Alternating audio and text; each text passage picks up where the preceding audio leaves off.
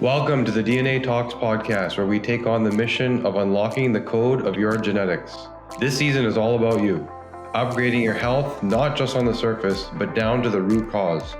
Join us as your clinicians at the DNA company investigate your DNA and beyond. The intention of this podcast is to enhance your lifestyle by changing what is in your control. This does not substitute the medical advice given by your personal doctor, therapist, and other healthcare professionals. Hello, hello. I'm going to use this tonight. Every time I like something you say, I'm going to hit the my favorite tool. Get ready to use it a lot, buddy. There may be some insinuations in there that are, not so G-rated, but this platform is G-rated. Welcome everyone to tonight's webinar, hosted by myself, Bryce Wylde, and Justin Harris of the DNA company. This is about manning up, right? Getting health checked, making sure you know your DNA, adding years to your life. We like to call this healthy years to your life, obviously. So this Man Up series, our mission, of course, is to empower all you guys out there and gals, especially those that are taking care of a guy with the latest health technologies and health solutions and alternative therapies. I should just say, though, before we start this, as is always the case, all of this information is for educational purposes only. Don't start any new regime, medicine, nutraceutical, supplement, or healthcare routine before you speak to your doctor or pharmacist or primary healthcare physician. We always start this off with, what's exciting us, right? Like, particularly for guys' health, and we keep our finger on the pulse as it relates to what's out there in the news, in the media flow, and we are suckers for research and science. We geek out. We share all kinds of texts and emails on the daily. What's hit your radar? Before we get into our toolkit for guys, what's on your radar for sort of like the latest, coolest thing that's out there right now? Yeah, you know what? There's something on my mind, Bryce, and there's something that I want to say, and it's not really to do with technopoly and all these things that we're going to talk about today, but it's more of a cultural thing that I think is actually impacting men's health on the psychological level. Okay. And it's a little bit controversial. People might not want to talk about it, but it's this concept of toxic masculinity and what the media says it is versus what I think it actually is in actuality. And it's been on my mind a lot, because there's this picture being painted that traditional masculinity, right? I like to lift weights. I like to watch the UFC. These kinds of things is in fact toxic in some way, shape, or form. And honestly, males are inherently dangerous, all of us. But what's truly toxic is a man who operates with no honor, a man who operates with no integrity. That's what's toxic. There is toxic males. Go ahead, drill it, because there is such thing as toxicity in the male, spectrum, but it's not what they say it is. It's not being masculine. There's nothing toxic about your masculinity. Stop it. This is healthy. It's okay if you like to lift weights. It's okay if you like to throw the football around with your buddies. You're only toxic if you're an ass, right? You're only toxic if you don't have any integrity, any honor. And I just wanted to give that to you guys because we're being talked down to by Hollywood and by different things, and it's not okay. What do you think about that? I agree with you more. I do, however, feel sorry for your Twitter feed after tonight's webinar, because that is quite the polar topic. I'm going to go so far off from any sort of political bent, and I'm going to tell you, I'm going to revive. My wife would be happy about this because she's a dentist, but there's a lot more research coming up around the idea of keeping a good oral health, good oral health care, preventing periodontitis, gum inflammation, dysbiosis. We heard a lot about the gut-brain connection, but this new connection, really important for guys, statistically a little more predisposed. The gut-brain connection, the oral microbiome and cognitive health is definitely there. We're hearing more about it, but the mouth and the heart are connected. So this might actually segue into our topic today, because it is kind of a tool I think should be in men's toolboxes, but really in all people's toolboxes. And it's this little guy here, little pick flosser, right? This is in my car. It's in my my drawer here, desk side, of course, in the washroom. But whether you're a conventional flosser or like me, one of these pick flossers, making sure that you floss every single day is going to prevent your heart from getting sick. So I want to drive this home. There's really good literature around this, the bacterial bridge connection, So the bacteria that live on the gunk between your teeth that you don't necessarily fully get rid of when you brush your teeth is the same bacteria that can cause disease in the heart. There's the inflammation connection. We always talk about that at the DNA company. A lot of our tests, 360 test that we run, gives direct association, the genetics involved in this disease process, the whole inflammatory connection. So the methylation genes, the detox pathway genes, et cetera. And then lastly, this sort of tale of two diseases, if this Hyogens bacteria does exist in your mouth and or you have some imbalance in oral cavity bacteria that you can't fully brush out of your mouth, the only way to get rid of it is flossing. So that's mine. That's my what's hot oral health as it relates to cardiovascular disease. And us guys, we've got to be real careful about our ticker. So that's what's been on my mind. But I love your point around male toxicity. Unfortunately, the reality is, from an environmental toxicity perspective, we're being hit real hard, whether it's from pharmacologics, plastics, so industrial toxins and so forth. Our genes, our DNA from an XY chromosomal perspective, really hard are we being hit insofar as estrogenization goes. So this may be actually a lot more than the political perspective that you present. I don't know what your thoughts are on that. Yeah, I think toxicity comes in a lot of forms, right? There's toxic mindsets, there's toxic relationships, on and on. Toxins in your mouth, as you just alluded to, right? So it's this uphill battle that we're presented with these days. I think that media can be toxic. I think it can be nourishing. There's kind of a spectrum to it all. But the cumulative toxicity that we have to deal with now, with all these different things together, I think is why we have such an uphill battle, which is why we're going to talk about the toolkit today, because these are just little things and tactics that we use to kind of navigate that uphill battle and maybe make the incline a little bit less. So that's a good segue into kind of the different tactics we'll be talking about today. Absolutely. Okay, so upgrading your health toolbox. We all have a toolbox. We all have our go-tos, whether they are, acute care remedies, or they are, preventive routines such as the flossing, or maybe they're, to bulk up, get better response out of the gym, one of your areas of expertise. We're talking about it all. Why don't you kick it off? As it pertains to the tool you'd like guys to know about, anyone who's joining us to know about the tool, how it relates in each instance. We're going to talk about this to our genetic code. And then also I might bring up how we might get tested live with our family doctor and or through simple blood or urine or saliva workup to determine the intervention and how we might see this improve over time. So what do you have for us first, Justin? Yeah, so I'm actually on a personal mission this year. I decided that I'm really going to try to improve my sleep this year. That's a decision I made because, as many of you may have, let's call it a type A personality, right? That grinder mindset. You want to get up, you want to train, you want to work. We love the work, right? The work instills the worth. As men, we love to work. It's something we do. But there's this balancing act, right? And there's a downside to being too type A all the time. And I must say, I am guilty of that. I don't sleep so good. A lot of the times I don't. And so I just decided this is one of my Achilles heels. I can continue to be mentally strong and push through anyways, but let's work on it. It's a weak point, so let's reinforce the weak point. So I'm looking at all the tools and tactics and things. I do have a suboptimal clock gene, which many of you may share. So that makes it really hard to adapt to a circadian rhythm. So I'm looking at all these things I can do. And I decided first and foremost to get really serious about my Oura ring.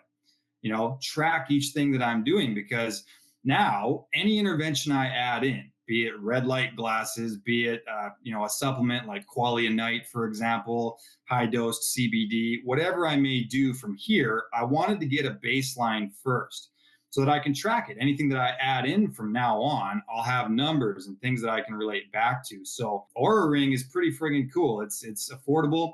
You wear it. It has a really low Wi-Fi emission as well, which is great. And it's different than the Fitbit because you can actually turn the ring itself onto airplane mode. And that's always been one of my things with these wearables that help you sleep, quote unquote, but they either have blue light, right, just projecting from them, or they emit tons and tons of non-native EMF. So this is great. You can turn it on airplane mode. It keeps track of all of your metrics, HRV, body temperature, And then the next day, it doesn't connect to the app until you turn it back off of airplane mode. And I just wake up and I check the percentage that it gives me. And I'm like, I can see exactly where I woke up when I was in deep versus REM versus light sleep as well. So it's been a pretty cool experiment, and I recommend it if you have any kind of sleep issues, which is going to ruin testosterone, right? Your cortisol is going to be up, harder time putting on muscle, all these things. Get a way to check it, right? Get some real metrics that you can work with. Absolutely. It's not just about the hours you clock on the pillow, folks. It's about the depth, as Justin's alluding to, and the quality of that sleep. So, quick review of sleep anatomy. There are 4 stages to sleep.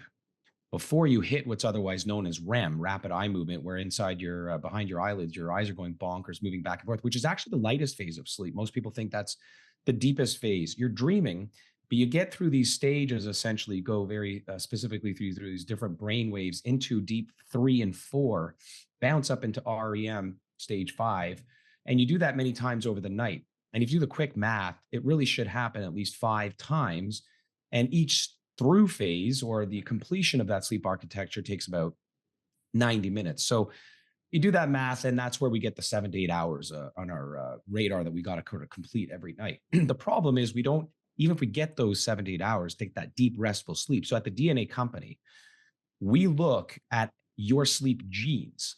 There's no question sleep hygiene is involved.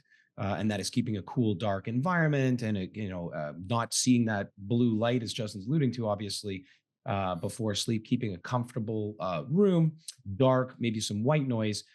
But still, people have a problem. That's the clock gene. That's the 5-HTTLPR. There's the TPH2.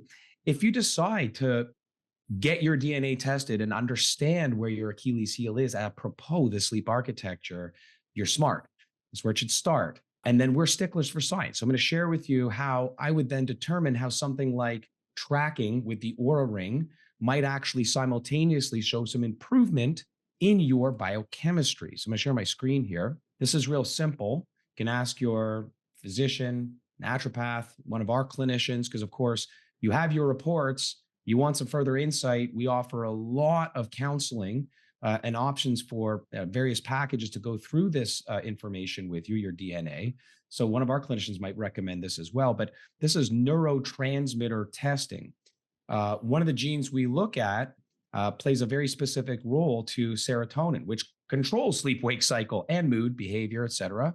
And we look at others that control, day-night cycle or circadian rhythm, but tracking these guys and determining what your baseline is for serotonin, dopamine, some of these neurotransmitters before and after appropriating excellent sleep hygiene is to know that what you've done, the intervention, is working. So whenever it's a possible recommendation, we like to make it. In this case, urinary neurotransmitters vis-a-vis your sleep genes that we've discovered for you, or maybe you're about to discover in your DNA report.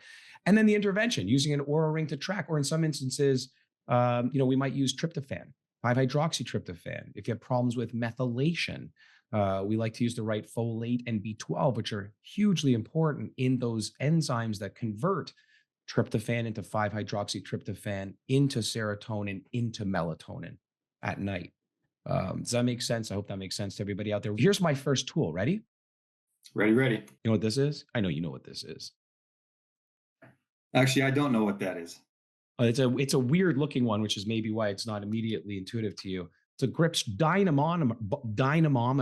Okay, so it's a grip strength test. Grip strength analysis, right? So if really what we're talking about here, and this is really what we're talking about, is adding tools to your toolkit that substantially have evidence-based, analyze and track progress to add healthy years to your life, I can't think of a better one that anyone can afford, Amazon at home, that actually tracks overall muscle mass consistency, therefore not wasting your muscle. We do these studies at the DNA company for hormonal variances within individuals. If you are a male, particularly more predisposed to estrogen dominance, you will lose muscle mass over time as you age faster than one who is more sort of androgen dominance. We look at those patterns. Point is, there's a lot you can do about it, including exercise, obviously, weight bearing, one of your areas of expertise. of course, Justin, but there are normal levels. So if this is on, and I'm not holding it the way I really should, but just to show the camera, and I take one a hard squeeze as hard as I possibly can, that shows a 59. And then I go and I'll share my screen here. There are normal levels. There are levels of which, by age appropriation and gender, we should all achieve. At age 45 to 49, so I'm 48, I should, to be very strong and maintain my muscle mass, be higher than 54.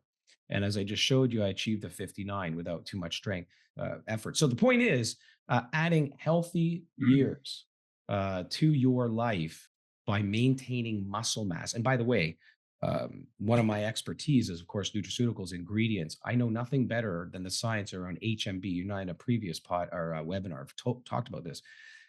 Beta hydroxy beta methyl butyrate to add to your daily routine. Excellent research around that plus vitamin D to prevent sarcopenia, which is muscle mass loss over time. How else can we prevent that, though, Justin, in terms of what we look at the DNA company and appropriating exercise routines vis-a-vis, our muscle mass prediction? Yeah, so there's so many moving parts to it, right? Because there's this this homeostatic component to it. When are we catabolic? When are we anabolic? We have to be both, right? People say the word catabolic and we try to say, we need to avoid that. The truth of the matter is catabolic activity is in fact what rips down that muscle tissue in the first place. It's kind of interesting with that, the grip strength. What did you call that? The dynamometer? Dynamometer. Dynamometer. So correlated so well, correlated directly to overall muscle mass and strength and longevity. Yeah. And that's also an indicator, by the way, of overtraining. If you have weak grip strength, it's like if your resting heart rate is elevated or you have weak grip strength that day, it's actually a pretty good little signifier that maybe your nervous system is a little bit taxed, right? If let's say your grip is way worse today than it normally is, maybe your nervous system is still a little bit cooked there. So it's this balance, right? We need to know about your anabolic hormone pathways, being DHT. We need to know about general nervous system fatigue via your SOD2 pathways, right? Are you overtrained? Are you able to even weightlift in the first place? These are all the kind of genetic components that we look at. So there's actually detox components, there's hormone components to it. Beyond that, I mean, there's a number of things you can look at, including HRV, right? To know if your body's too catabolic to where maybe today's a rest day, or if you're just good to go, So we want to break it down. We want to rebuild it via sleep, via nutrition, things like HMB, other essential amino acids, right? Those are all great builders. So we want to bear in mind there's lots to it. Okay, so a guy out there, or even a gal who's looking to support their guy, you're a genomic expert, clinician with the DNA company. Guys out there, they're looking to put muscle mass on. They don't know yet, but maybe they're estrogenized, like I am. I'm an estrogen dominant male. It's harder for me to gain muscle mass, keep it on. Got to pay attention to this and my grip strength throughout my life to add healthy years. Yeah. So I have my DNA, or maybe I don't yet, but I've done my test, or I haven't yet. But I get to the point where I now want a structured routine on how to best build this muscle mass, among so many other things. What does this look like? Like, what are the programs like to get in front of somebody like you, an expert at the DNA company, and formulate a workout routine, diet supplement routine that's going to make sure that I do put on and maintain muscle mass? Yeah, so we have so many different options, right? We have different programs, and each one is kind of tiered, right? So the higher ticket programs, you get a lot of time with a clinician such as myself, and we can actually dive into like, how are you currently exercising? What are you currently eating? And we can take your genes and just kind of tailor it all toward anabolism and these different tactics. For example, the male hormone system operates on what we call the menstrual cycle, right? There's the menstrual cycle and then there's the menstrual cycle. So testosterone naturally peaks at different times of the day, being early in the morning and then again kind of in the evening.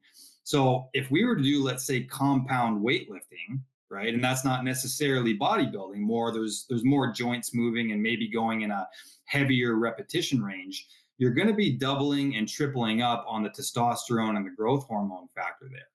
So let's say you have a balanced hormone profile, you just don't make a heck of a lot of testosterone in the first place, or maybe you do, but too much of it goes towards estrogen. Well, we want to live a more androgen dominant lifestyle. Knowing that genetically, we can now tailor the way you work out. We can make sure that you're eating in such a way as to be in concordance with your genes as well, to build the most amount of muscle mass. And then it's a matter of understanding endocrine disruptors in the environment, right? Are you drinking out of plastic water bottles that have been sitting in the sun and leaching all that into the water, right? Do you have toxic skincare products as opposed to natural skincare products? All of these little moving parts tip the scales toward estrogen. Or if you have way too much body fat, it can aromatize, right? So maybe we just need to lean you down first, and that'll start to tip the scales. So the programs are great because we're able to really dive as deep as humanly possible.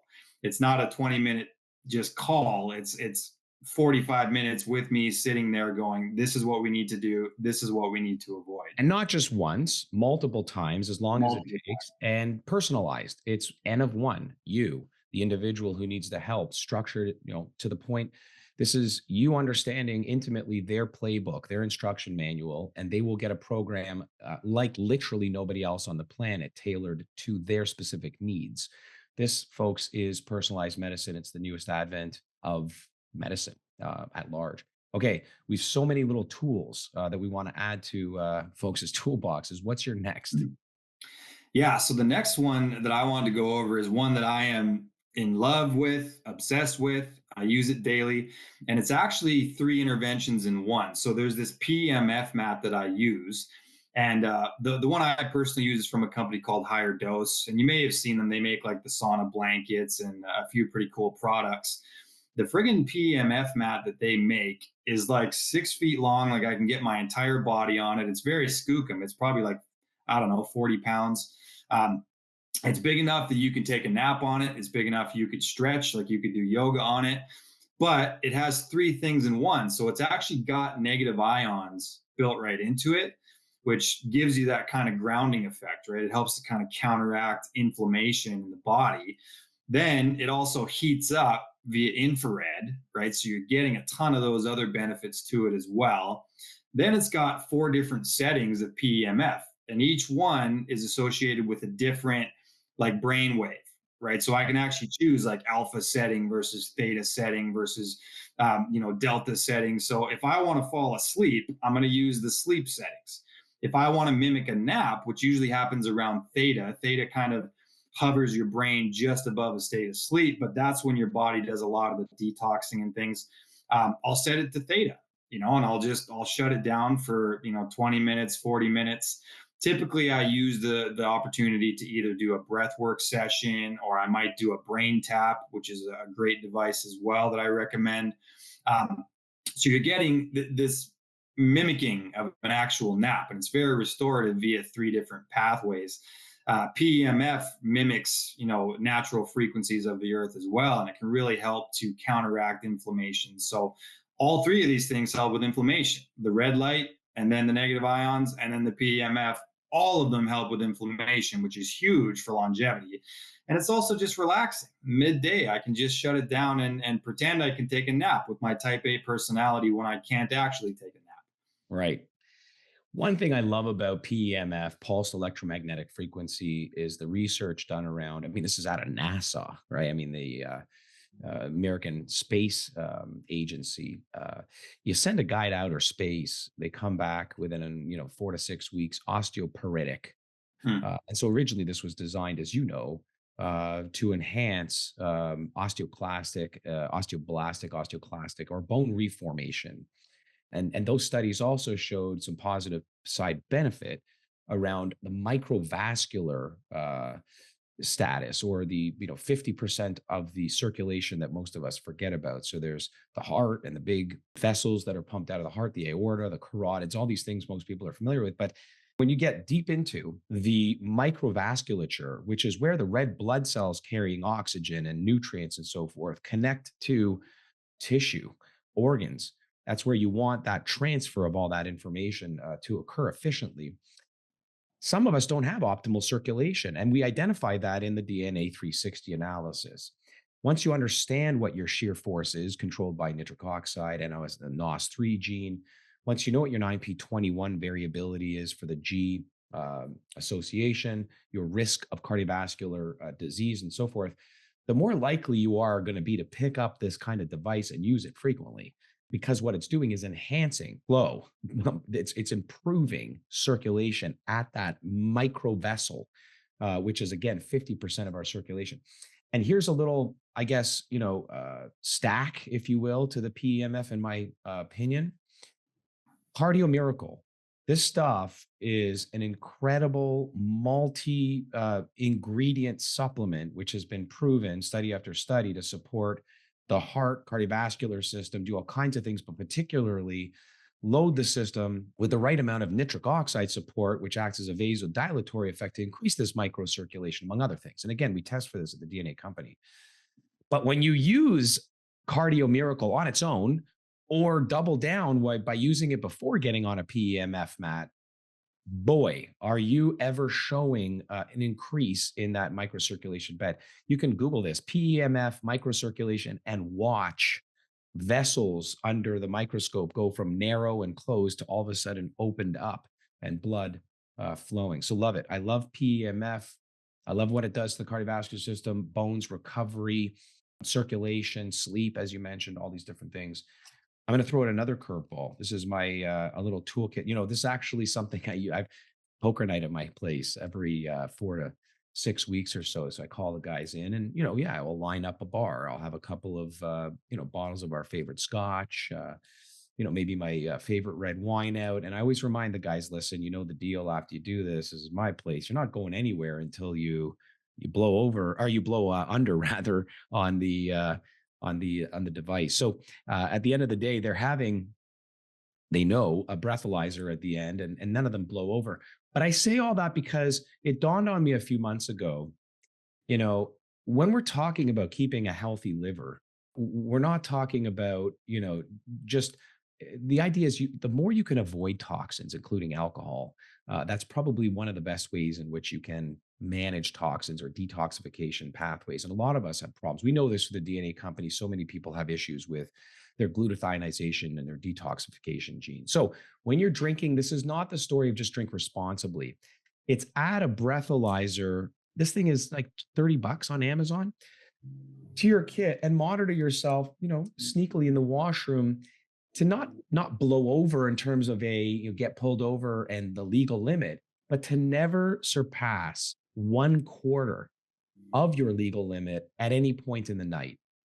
And what I'm getting at is at the point in which you're already 0.04%, that's liver toxic.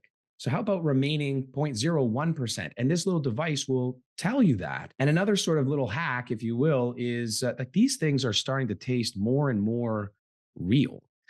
So if you enjoy a Heineken, have a beer, but then spread it out with a 0%. So you have a real one, have a 0%, then have another real one, and then have a 0. So you spread this out, while at the same time, the little tool is, in the wash and blow. Make sure you never surpass that 0.01, 0.02 at the most. And again, particularly if our reports show that you are a GSTT1, GSTM1, or GSTP1 problematic. That makes sense. I think that's pretty clear. So not just not blowing over. I mean, that's the best way to add years to your life, isn't it? To not blow over, or not, be out there recklessly inebriated and driving, which is obviously terrible, and chances are high that you're going to hurt yourself or somebody else. So, but this is also helping your liver. So that's my little tidbit on that side of things. How about you? What else do you have for the toolkit? Yeah, so I'll piggyback off that one really quick as well, because I'm actually sober. I haven't had a drink in probably a few years now. So there you go. It's been quite some time. But what I do as an alternative is I create mocktails, right? There's other ingredients that I like to add in that, if you do it right, can still have some of those kind of social lubricating effects, and make it so that you're still sipping on something, but there's no actual toxicity involved, nor is there inebriation involved. Right. So you're kind of elevated, you're a little bit more loose and talkative, but you're not actually inebriated. And one of the ingredients I use comes with a literal shot glass, right? So that's ketone IQ. I actually use ketone esters, and maybe I'll mix it with like a whatever, a Zevia or a carbonated coconut water or something like that. It actually tastes like vodka. Funny enough, it is rocket fuel. Like ketones don't taste good, but I prefer that because it actually kind of mimics alcohol that much closer. So I might, add it into a base of coconut water or something, some ketones, and then I might add some kava in there, right? Like kava is a great alternative. It's got some nootropic effects. In Hawaii, they actually have certain places where there's more kava bars than there is alcohol bars because people prefer the buzz. There's less. There you go, Kavaplex, beautiful. Yeah, True Kava is that company. It's a great company. There's another one called Feel Free that actually adds kava and kratom together, which kratom is a whole nother animal. It does bind to the opioid receptors, but if you get pure kratom, it doesn't have a high toxicity amount either. So I might blend in some nootropics, right? I might take a big dose of CBD with some nootropics, with some ketones, and kind of have fun with it. It allows me to stay healthy, and I'm actually protecting my brain. I'm protecting my liver in all these ways, but I'm still social, and I'm not just the odd man out all the time. So that's a great alternative. I just wanted to piggyback on that. But the other thing I wanted to mention was, in fact, red light therapy. Like I mentioned, that mat that I have does have some far infrared built right into it. I also use just full on, devices. There's actually one behind me there, other side, inside of my sauna. I've got like a full body red light tool. You mentioned nitric oxide earlier, Bryce, and that's one of the touted benefits of red light therapy. So it's increasing circulation. You can actually spot reduce areas as well. So let's say you tweak your shoulder or something in the gym, you can just point the red light right at the area that got injured and accelerate the healing process. It's good for collagen production, right? So it's good for your skin. I'm paranoid about going bald, right? So I point it right at my scalp, and it increases circulation to the follicles. It can increase testosterone, circulation. I mean, the list goes on and on.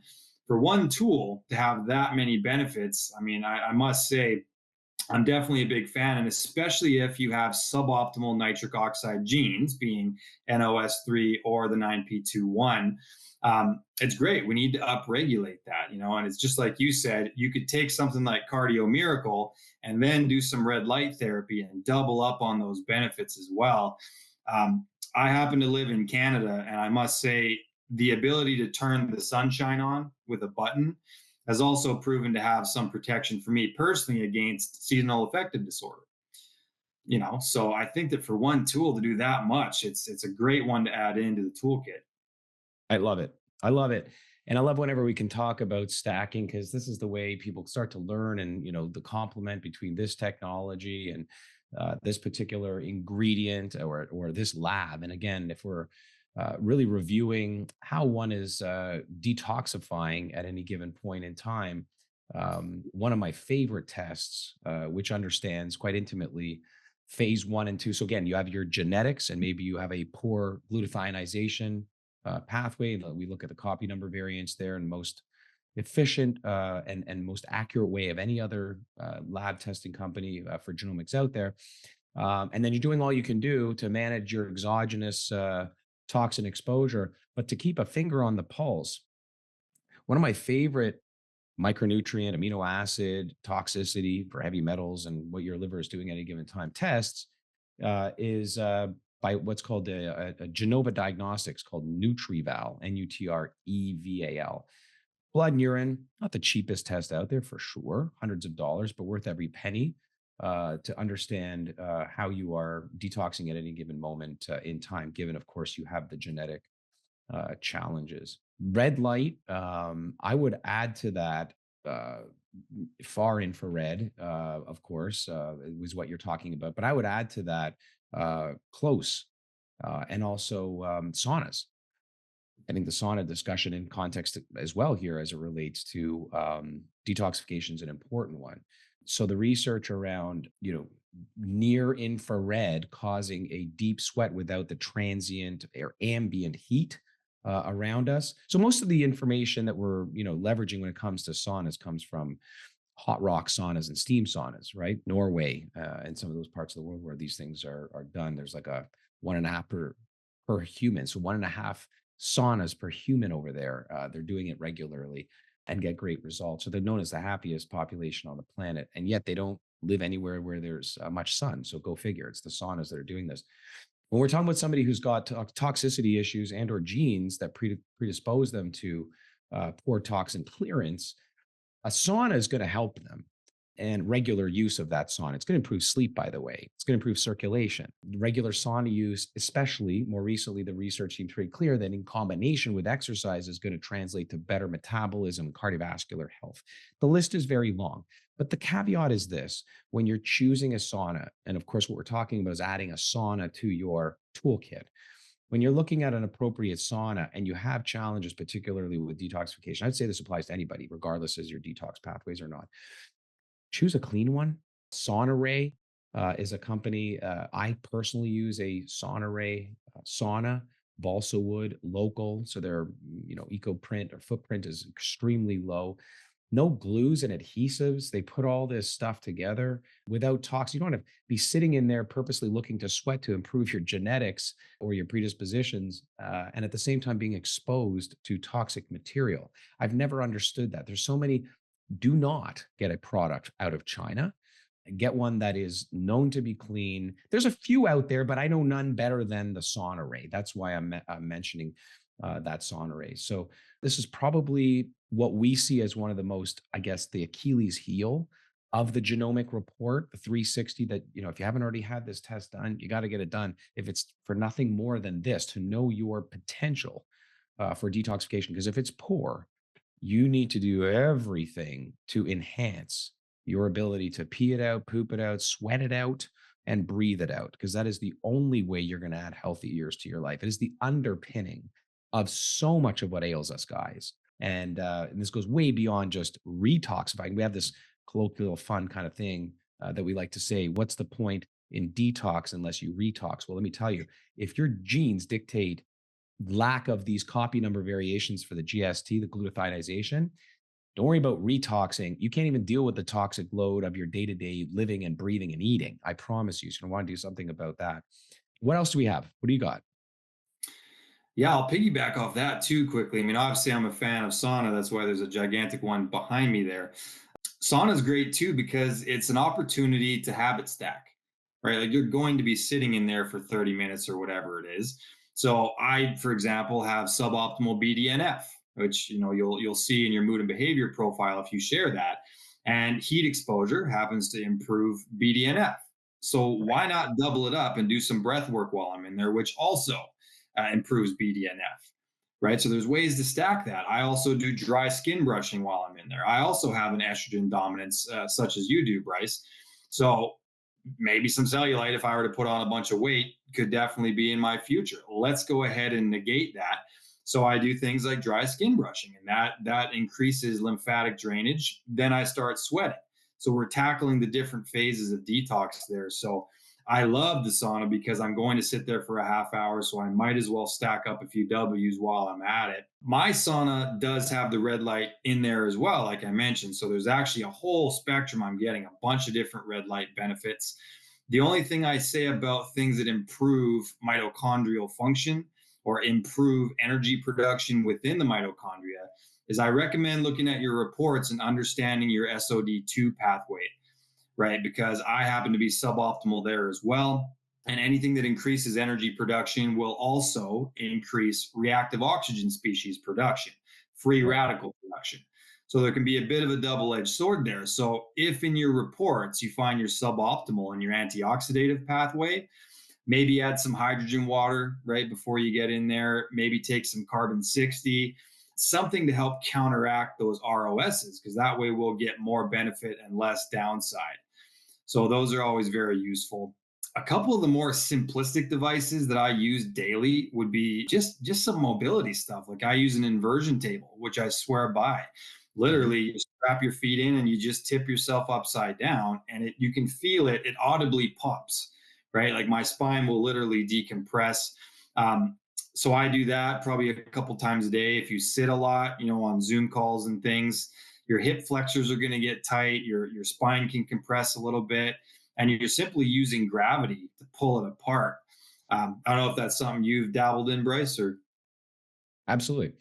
Used to do it frequently until I had a lumbar pliff or a posterior lumbar interbody fusion. So I had spinal surgery due to a congenital issue. So after that, that's a contraindication. But that was the one thing that would relieve it all the time without fail. And it's the number one reason people go to their doctor is low back pain. So I know that stuff works. I no longer need it because it's all fused, my bones back there. But 100%, it was one of those go-tos when I had chronic low back pain that was due to what we basically a dislocation. Yeah, so it's good for that. It's also, if any of you out there are struggling with hair loss, like I mentioned, I'm paranoid about, you can actually, and this is a funny tactic that I picked up from my barber.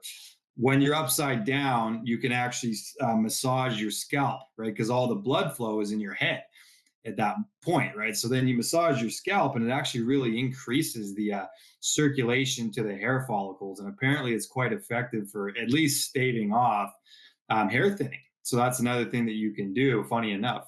So I gotta add to that, and the guys out there will love this, and excellent studies to show support for this, good science around this. We use tocotrienols in our list of recommendations, particularly if we find that you're high risk for cardiovascular disease, or where the genes are higher risk for issue down the line for cardiovascular problems. So particularly indicated for 9p21, we'll use tocotrienols. This is the work of Dr. Chanda and Sen of Ohio State University, and the NIH, gave this project $25 million year over year. Look, a lot of money was spent because there was good evidence, showing basically reversal of post-stroke white matter lesions. Okay, I mean, when you're affecting that and creating new blood flow around these areas where there was stroke and now scar tissue, like this stuff's working. But the really cool side benefit that they were getting from tocotrienols was hair, male pattern baldness, hair regrowth. So, I mean, I love that story. People can look this up, tocotrienols.org. This is a derivative of vitamin E. There's 8 isomers, 4 of which are tocotrienols. The other 4 are tocopherols. But these 4 isomers have been shown for, to help with post-stroke, cardiovascular disease, keep that inflammation low, and regrow hair. Really good studies to show for hair, male pattern baldness regrowth. We hear a lot about treatments using heat or red light. I've even got Dirk who's asking, since red light therapy rejuvenates the cells, increases performance of mitochondria, resolves inflammation, et cetera. Any danger in using red light therapy if you have cancer, tumors, or will the red light therapy also amplify cancer cells? Is there a similar concern with PEMF? So I want to answer this as segue into my next tool for our toolkit. There's no evidence to suggest, that these therapies are going to induce cancer. Although, once again, this is for information purposes only. Never start any of these before speaking to your healthcare provider and making sure it's safe for you. I guess theoretically, with solid tumors, you would imagine not wanting to increase circulation to those tumors. And there's no good evidence around what I'm about to say. So take it, as it's meant to be for educational purposes only, grain of salt, non-diagnostic, not for treatment. But I would suggest the more we can get natural killer cells, our innate frontline immune system, into the nooks and crannies of the body by increasing microcirculation, theoretically, we might actually be enhancing or augmenting the accessibility of our frontline immunity to these areas where they need to be acting more in our defense. So that's all, theoretical. So I would at least say that these are class medical 2 devices, by the way, right? PMF devices for the most part. I don't know of any literature that suggests there's contraindication in the case of, cancers, leukemias, and so forth. But always do your due diligence. And I say that as segue because I don't think there's enough talk around cold lasers. I think cold lasers should be spoken about more. And they're not that cheap. They can range in price, but for pain management, for wound healing, for tissue repair and generation, very locally, these things, they're basically a photobiological reaction that's occurring, right? This is not just ice out of your ice chest or your freezer. These cold lasers emit a light that penetrates the skin without causing any damage. So this is absorbed by chromophores, or these light absorbing molecules within cells, particularly the mitochondria you alluded to earlier. And we look at mitochondrial function with the DNA 360 testing and educate folks on how to optimize that. One of the most important genes is that SOD2 gene, superoxide dismutase you spoke about earlier, manganese enzyme powered factor that ultimately helps protect the mitochondria. But this light that activates these chromophores, and again, particularly when the mitochondria, leads to changes in cell function. There's also a stimulatory effect, upregulation of ATP, a reduction of inflammation. Pain relief is the end point. So I think we talk a lot about heat. We hear about cold dunks, and like not a lot of folks want to dive into cold or sit in cold baths for 5 or so minutes at a time at 42 degrees or zero. But I think people should know more about cold lasers. I think it's something that guys may want to entertain, especially hardworking, physical, whether it's in the gym or it's actually a labor of love or your employment, a blue collar worker or somebody who's active and physical all day with a resultant level of joint pain, and you want enhanced recovery. So I just want people to know that there is that option out there: accelerated tissue repair and inflammation reduction using a cold laser. That's my tool. Yeah, and it's cool because it sounds very targeted as opposed to just a Mhm. blatant cold dunk, right? Like you can kind of Yep. isolate an area more so than just the full body, which is great. And it's we need to be aware with things like cold immersion, heat immersion, all these things, is that these are hormetic stressors as well.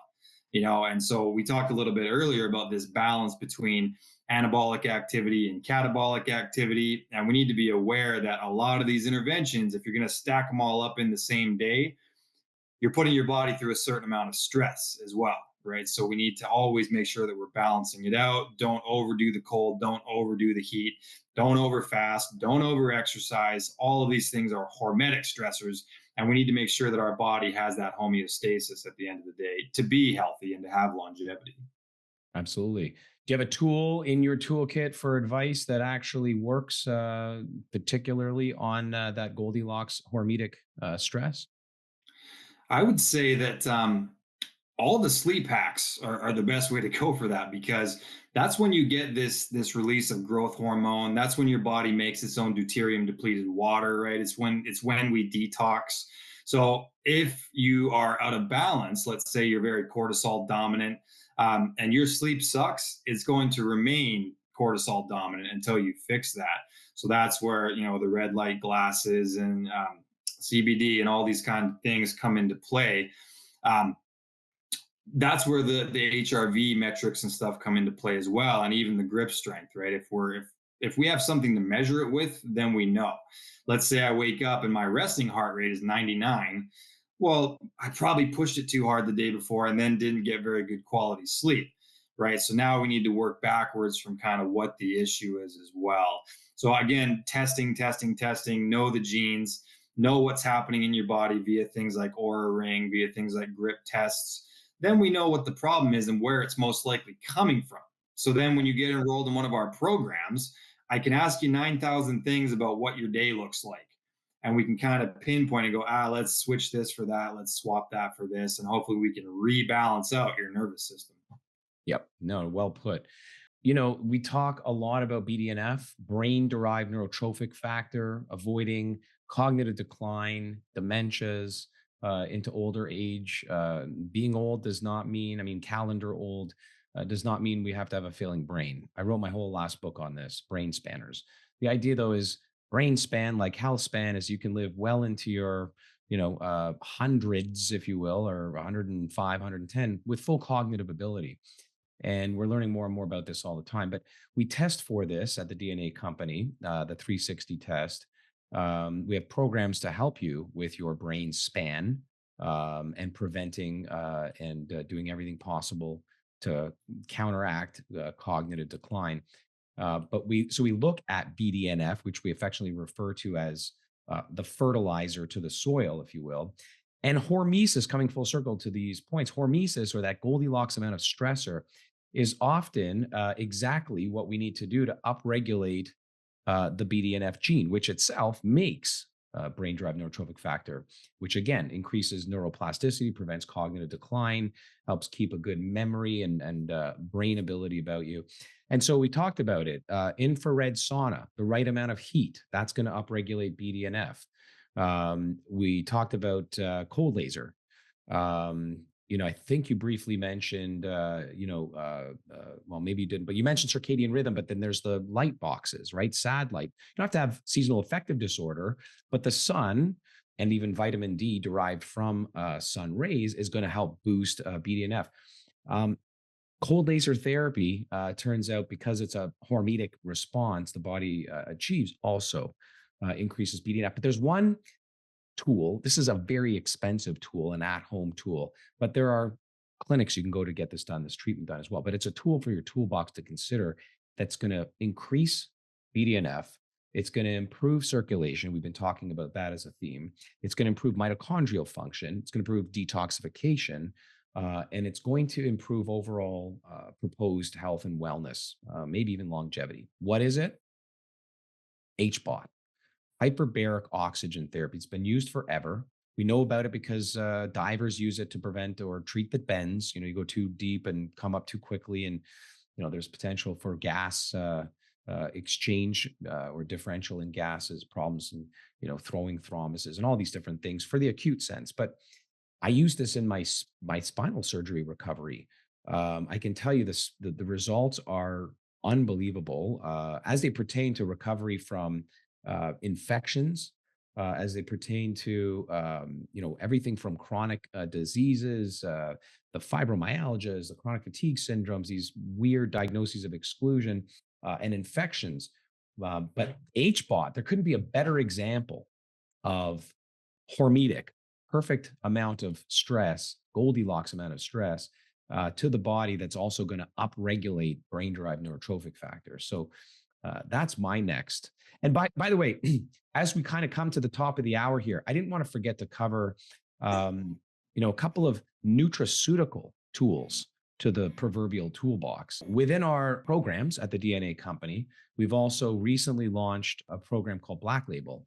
And that's where we're able to not only understand your DNA from a very intimate, personalized perspective, but then to make recommendations in some instances for the very ingredients that you should be taking based on your DNA that quite theoretically wash over your genes, can't change your DNA. It is what it is, but you can manage genetic expression. That's what we're talking about here.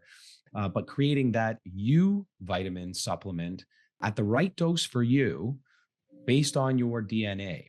And some of these ingredients are really powerful. I mentioned one already. We talked about tocotrienols.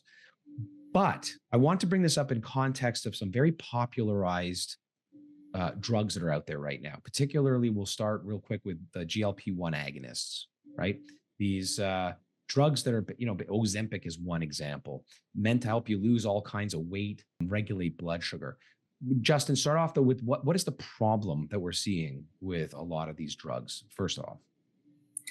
Well, first of all, drugs are drugs, right? So it's like having a bunch of different keyholes and it fits into one keyhole, but the same drug might also unlock some other disorder, or right. This is where we're in side effect land. So a lot of those agonists have other effects that are going to be worse off than you would be if you just controlled your calorie and taken different things. And really, it's working on the glucagon pathway, right? So it's messing around with your satiety signaling and things, which, by the way, there is genes that are strongly correlated to satiety signals like FTO and MC4R that we check, right? So you'll know if you're dysregulated there or not. But think of it this way: if you're going to take a pharmaceutical that's only going to suppress your appetite, effectively is what that's doing, understand that you're actually risking all of these side effects, some of which are very powerful. Look it up online, Ozempic side effects. You can get the same result if you just get on the right plan for you and know what your microbiome is doing, how your body actually digests different macronutrients via your TCF7L2, your ApoA2, your AME1. We can get to all of that with just looking at your genes. Your body likes this, your body doesn't like that. We can extrapolate and get you on the right diet. And it's not, I don't even like the word diet. This is just, I eat this, I don't eat that, right? So I'm not a fan of taking a pharmaceutical to supplement something that we can actually achieve in a natural manner. Yeah. So that's one of the issues. I would say that you can also use things like there's things like ketones, right, that actually do have appetite regulation effects. I mentioned them earlier. There's ways to suppress your appetite in a more natural way that doesn't have any side effects. So Or I at would least always train the body into routine where it becomes accommodated, given your genetic profiling, and we're sensitive to, of course, that, but where it's able to better accommodate for a fastedness or exercising without a fastedness. Good for for not jumping right into this topic that they're starting to prove out now, though, and what I thought you were going to start with, because all of what you said is even more important. The idea that you can manage this better without drugs, and that drugs open up these other potential issues. But you'll resonate immediately when I say this. I think the biggest problem that they're starting to see is you lose muscle mass. A yeah. large percentage of the weight lost in these trials now, looking back at these GLP-1 agonists, is muscle. Half of the topic of conversation, at least at the top, is what we talked about, is how do you prevent muscle mass and track your grip strength and see that, these are the things that you're doing: exercise, good sleep, excellent amount of protein, which, by the way, we both know the literature is now supporting more along the lines of 1 gram per pound of body weight versus half a gram per kilogram of body weight. Ridiculous. Anyways, all of these things in play, and then the right ingredients, right, that are also mixed in there. So if you have the FTO, or you've got the TCLF7L2 gene and disappropriation of blood sugar, et cetera, maybe we're going to put alpha lipoic acid in your formula. Maybe your detox genes are off, so we got to stimulate those a little bit and get some N-acetylcysteine and selenium in your formula. All these things to help these pathways work better. But there's one that I wanted to throw out there. I'll do it again. I've already talked about it. HMB, beta methyl hydroxy butyrate. Excellent research around just taking that and vitamin D together will help to prevent muscle loss. So if you're somebody, and here's my bottom line for the toolkit factor, that you're already taking a GLP-1 agonist, okay, it's actually indicated for some people. I think we have better measures, or equally good measures that complement once we understand your DNA and you're involved in our programs, the consulting programs. But this may potential just as akin taking a statin drug to lower cholesterol. We all know that you need to be taking ubiquinol because you'll become deficient if you don't.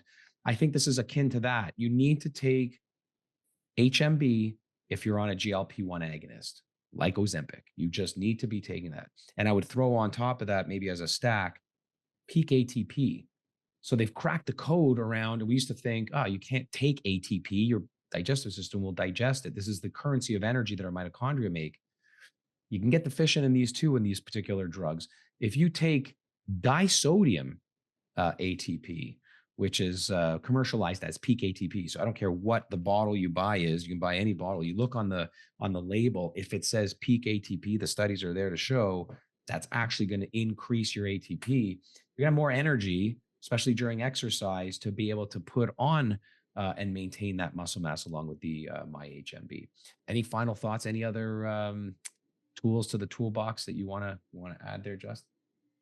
Yeah, and I'll also just say I'm currently using HMB. I typically do it like 2-3 times a year. I'll do a cycle of it. I mean, I'm 32. I don't really need it for sarcopenia reasons, more so to be more in the plus. You know what I mean? I'll cycle it in for, let's say, 8 to 12 weeks, use it in concordance with a weight training program, and then I'll come back off of it just to accelerate my results. So it's a fun one to dabble in. It's a leucine metabolite that has pretty potent mTOR stimulating properties. So you're going to get more out of the work that you put in the gym in the first place. You're going to be a bit stronger and synthesize tissue at a greater rate. So I'm a fan of HMB. I'm going to add one more tool to the toolkit for the fun of it. I think that vibration therapy is great for a lot of reasons, including circulation, nitric oxide. It also has a lymphatic drainage property to it as well. And I use one from a company called Life Pro, but there's a lot out there, right? Like Power Plate is a great one that's really popular. There's a one called Bulletproof Vibe. You can get all kinds of companies that do it. I do like 10 minutes a day on it, and there's three different settings. So it shakes like this, it shakes like this, and then it shakes with like really minute ones. And the information out there about it is pretty solid as far as how it can increase fitness levels and just structural integrity and what have you. So I think that it helps you recover. I also think it helps you with actual performance. And then if you did it before a sauna, let's say, you get the additional lymphatic drainage. So in the morning, as I'm sipping my coffee down and I'm standing there doing alternate nostril breathing like a weirdo, I'm just vibing, man. And it's definitely going to increase your energy and all kinds of things for the day too. So I love that one.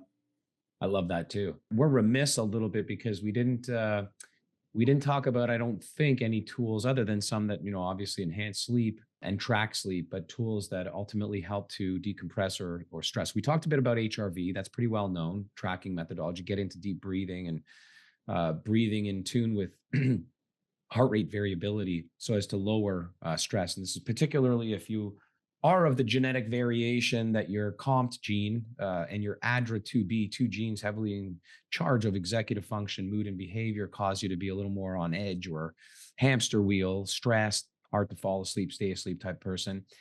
So I want to throw this last tool of the toolbox in as it pertains to managing stress. So benefits on stress, mood, even digestive health through vagus nerve stimulation. I actually hate the word stimulation. I prefer regulation or modulation of the vagus nerve. We don't overstimulate. It's kind of like hormesis. We talked about like the perfect amount of stress. Anyway, they're cool. Besides what we can do through this deep breath and, maybe even Wim Hof method, or maybe even doing some sauna and or cold plunging, all these things are known to regulate. It's what we're doing, the vagus nerve, right? But there are cool devices out there that really all you need to do is for a couple of minutes, apply a device to the area where your vagus nerve comes from your brainstem out and then down sort of in, it's called the wandering nerve, goes into all your organs at the right amplitude. So this is also a medical class 2 medical device that's available out there called a True Vega. The True Vega nerve stimulator. I mean, talk about rich in science, evidence around, by the way, initially, the lead researcher, this like dual PhD, came from the military researcher. They did this on allergies. When you can modulate immunity through vagus nerve stim and actually see somebody go from hyperallergenicity to normal or modulated. I mean, that's super cool. But you can use this before going to sleep at night. You can use it before a stressful business meeting. You can use it in advance of any stressful situation. And within minutes, you don't have to know how to breathe or meditate like a Buddhist monk. Within minutes of use, you are in parasympathetic state, or you've moved from that fight or flight to rest and digest where things are more relaxed. So I also wanted to throw that out there. Here's how we'll tie this up. Ready? At the end of the day, how do you know what you need? How do you know what you need to take? How do you know what you need to do? How do you know what you need to focus on in terms of macronutrients and micronutrients?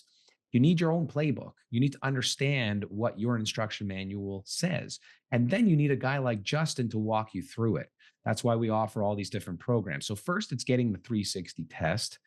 And then you move from there to have some sessions, some hand holding around exactly what you need to do to set you up to add years to your life. And that's what we're talking about. Change the day you die. That's it. Bottom line. How do we do all of these things and add tools to our toolkit to modify, change, and enhance our health to change the day we die? Any final thoughts, Justin? Yeah, it's exactly what you said. If you want to know what's going on in your body, look, right? We're at that place in science where we're able to actually look. This is not the 1800s where I have to take a chisel to your head to see what's going on in there, right? We can just blow into a device to see what the blood alcohol levels are. We can wear an Oura ring and see what my HRV was doing all through the night. We can spit into a tube, send it, and know everything about ourselves, our own personal playbook. We have this technology now. It would be crazy not to take advantage of it. Right. So know your genes, know all these different metrics about your body, your nervous system. How should your nutrition be, right? Get your microbiome tested. Understand what's going on in your body, because otherwise it's guesswork. And that's what mainstream medicine does. We're done with that. That's a thing of the past now. We're not going to just make these throwing spaghetti at a wall recommendations anymore. Let's personalize it. And the first step is, of course, to know what your genes are, what's going on in your body. So you got to get that done first. Absolutely. We talked about so many tools tonight. You know, the sauna ray infrared sauna, true Vegas, true Vega nerve stimulation, transcranial direct current stimulation, muscle recoveries and cold laser, HRV. You know, we didn't get into a bunch of stuff like reverse osmosis for water or HEPA filtration. Talked about HBOT, SAD lights, the Oura ring, PEMF, all these different things. To choose three would be nearly impossible, especially, you know, three of top choice to get to longevity. But I actually have the answer. And it's the tool that we need in order to identify the other tools. And here it is, bottom line. This summarizes everything. You need your 360 DNA analysis. That's going to inform you as to what your three tools are. Okay, Richard? I hope that drives it home. I hope everyone here enjoyed this tonight. TheDNAcompany.com, 360 test, and you got to get yourself in front of Justin for a consultation if you're a guy looking to optimize hormone metabolism, energy, sleep, you name it. Justin, I'm going to see you back for our next time on this Man Up, which is always fun, man. And I hope that you enjoy the rest of the week, brother. Looking forward to it, man. Thanks everybody for coming. Man up. Thanks, everybody.